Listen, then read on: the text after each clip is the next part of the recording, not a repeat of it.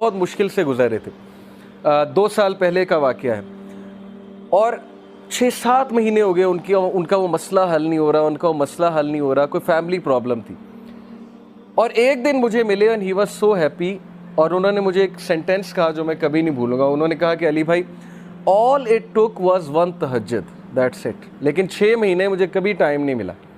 मुझे लोगों से मिलने का टाइम मिल गया, मुझे लोगों से कहानियाँ सुनाने का टाइम मिल गया, लोगों की सुनने का टाइम मिल गया, लेकिन तहज्जुद का टाइम नहीं मिल रहा था। ऑल इट टुक वाज 1 तहज्जुद और मेरा मसला हल हो गया।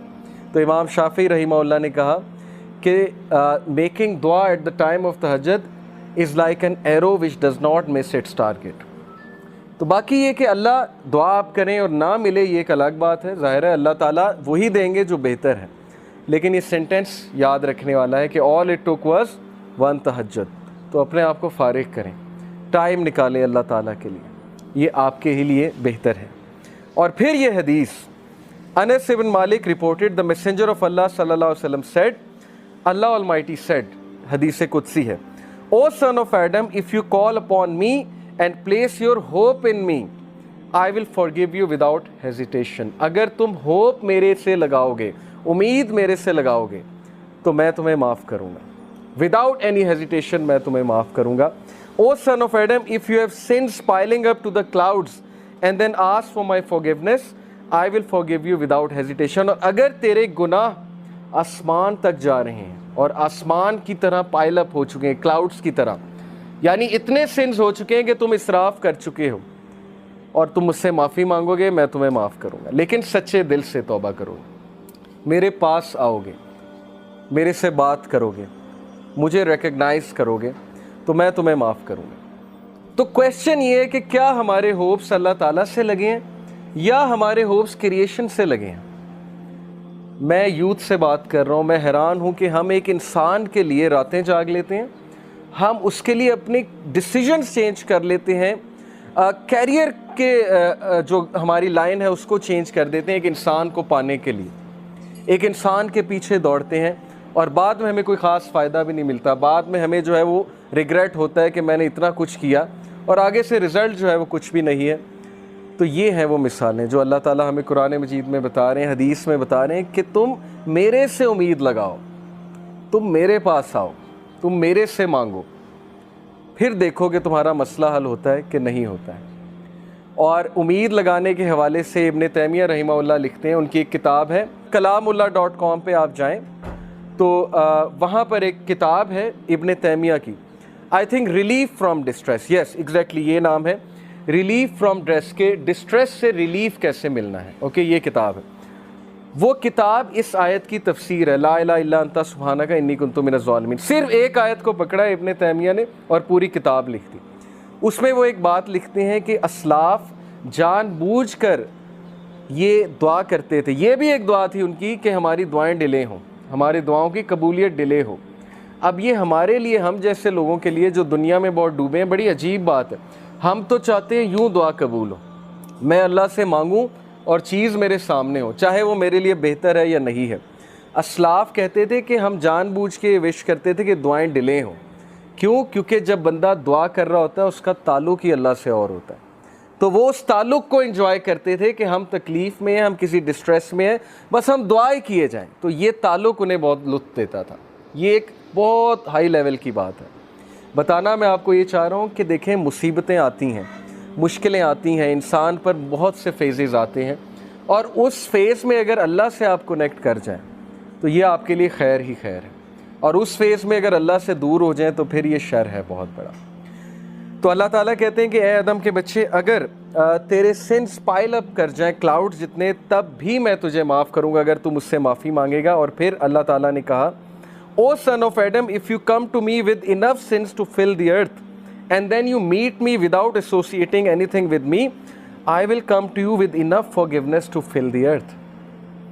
अगर तू मुझसे मुलाकात करे और तू मुझसे माफ़ी मांगे और तेरे सिंस अर्थ को फिल करे हुए हैं, यानी इनफाइनाइट सिंस हैं, और तू मुझसे माफ़ी मांगेगा, तो मैं तुझे बिल्कुल उतनी फॉरगिवनेस के साथ माफ़ी करूँगा जितने तेरे सिंस, और ना सिर्फ माफ़ करूँगा, तेरे सिंस को मैं रिवॉर्ड्स में कन्वर्ट करूँ। सच इज़ अल्लाह, कि ना सिर्फ गुनाह माफ़ हुए बल्कि गुनाहों को रिवॉर्ड्स में कन्वर्ट कर दिया अल्लाह ताला ने। इतना आसान है। एक इंसान को मनाना कितना मुश्किल है। इंसान को मनाने में इंसान बहुत जलील होता है, अल्लाह को मनाना कितना आसान है। ठीक है, तो ये है वो मिसालें जिससे हमें सोचना चाहिए कि हम किस हस्ती को इग्नोर कर रहे हैं। अबू दर रिपोर्टेड, द मैसेंजर ऑफ अल्लाह सल्लल्लाहु अलैहि वसल्लम said, Allah Almighty says, whoever comes with a good deed will have the reward of 10 like it and even more. जो कोई अच्छा अमल करेगा मैं उसे 10 रिवॉर्ड्स दूंगा, दुनिया में भी और आखिरत में भी। दुनिया का रिवॉर्ड क्या है? ज़रूरी नहीं कि आपको पैसों की शक्ल में मिल जाए या आपको कोई reward as an materialistic reward मिल जाए। इज़्ज़त है, अल्लाह ताला की तरफ से कंटेंटमेंट है, अच्छी नींद है, अल्लाह ताला की तरफ से अच्छे दोस्त हैं, अच्छा लाइफ पार्टनर है, अच्छी फैमिली है, अच्छी लाइफ है, इज़्ज़त वाली लाइफ है, ये रिवॉर्ड्स हैं। And whoever comes with an evil deed will be recompensed for one evil deed like it or he will be forgiven. और जो गुनाह करेगा तो गुनाह 1 लिखा जाएगा, 10 नहीं लिखे जाएंगे। रिवॉर्ड करे, अच्छा काम करेगा तो 10 लिखे जाएंगे, गुनाह करेगा तो 1 लिखा जाएगा। तो ये अल्लाह की ज़ात है। He is all merciful, compassionate. When Allah subhanahu wa ta'ala created the throne, He wrote over it, verily my compassion overcomes my wrath. बेशक मेरी रहम दिली, मेरा compassion मेरे गुस्से पे हावी है। अल्लाह ताला is all merciful for the creation. तो इसमें मैं आपको एक वाक़या भी सुनाता हूँ कि ये हिलियतुल औलिया एक किताब है, इसमें कुछ वाक़यात सही हैं। तो वन ऑफ द सही इंसिडेंट्स इज़ कि बनी इसराइल का एक शख्स था और उसके बहुत से सिंस थे। मतलब यू कैन इमेजिन, ड्रंकार्ड होगा, ज़ाहिर है कि चोरी करता होगा, रॉबरी करता होगा, वॉट एवर। वो इतना तंग आए वहाँ के लोग कि उन्होंने कहा कि इसको दूर दराज किसी इलाके में छोड़ आते हैं चेन्स बांध के, क्योंकि बहुत फसाद मचाता है। तो वो उस दौर के जो नबी थे उनसे उन्होंने मशवरा किया, मशवरा करके उसको चेन्स में बांधा, दूर फेंका। यानी उसके सिंस इतने ज़्यादा थे, वो इतने तंग थे, उन्होंने कहा मरता है तो मरे। उस बंदे की डेथ हो गई और अल्लाह ताला की तरफ से उस नबी को वही आई और वही में अल्लाह ताला ने कहा कि मेरा एक वली फ़ौत हो गया, तुमने उसे गुस्ल नहीं दिया। और वो नबी इतना हैरान हुए, उनके पैरों तले ज़मीन निकल गई कि ये कौन फ़ौत हो गया? अल्लाह का वली जिसको मैंने गुस्ल नहीं दिया है। तो अल्लाह ताला ने कहा वहाँ उस इलाके में जाओ और जाकर देखो। तो जब वो वहाँ पहुँचे अपनी कौम को लेके, इतना हैरान हुए कि ये तो वही बदकार आदमी है जिसने नाक में दम किया हुआ था। तो ये शख्स वली कैसे बन गया? तो अल्लाह ताला ने कहा कि इसने मरने से पहले एक दुआ की थी और वो दुआ मुझे इतनी अजीज़ है, इतनी पसंद आई कि अगर वो दुआ से पूरी इंसानियत को भी बख्शवाना चाहता मैं बख्श देता। और वो दुआ ये थी कि अल्लाह, अगर मुझे माफ़ करने से तेरी इज़्ज़त में कोई कमी नहीं आती तो मुझे माफ़ कर दे, और अगर मुझे सज़ा देने से तेरी इज़्ज़त बढ़ती है तो मुझे सज़ा दे। बहुत ही खूबसूरत वर्ड्स हैं। देखें ना, अल्लाह नोज़ बेस्ट कि कौन अल्लाह से रिपेंट कर ले, किस तरह से रिपेंट कर ले। इसलिए जज नहीं करना चाहिए किसी को, पता नहीं अल्लाह ताला को क्या एक्ट किसी का पसंद आ जाए। तो ये होप के बारे में एक वाक़या मैंने आपको सुनाया। सो अल्लाह सेज़ कि 10 रिवॉर्ड्स एक डीड के मिलेंगे, अच्छे डीड के, और एक गुनाह का एक ईवल डीड का गुनाह मिलेगा।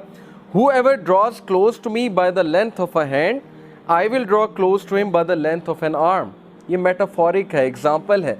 तुम एक हाथ के डिस्टेंस से मेरे करीब आओगे, मैं एक आर्म के डिस्टेंस से तुम्हारे करीब आऊँगा। यानी तुम एक स्टेप लोगे, अल्लाह ताला 10 स्टेप्स लेंगे तुम्हारी तरफ। स्टेप लेकर तो देखो, हम स्टेप भी नहीं लेते। और फिर कहा whoever draws close to me by the length of an arm, I will draw close to him by the length of a fathom.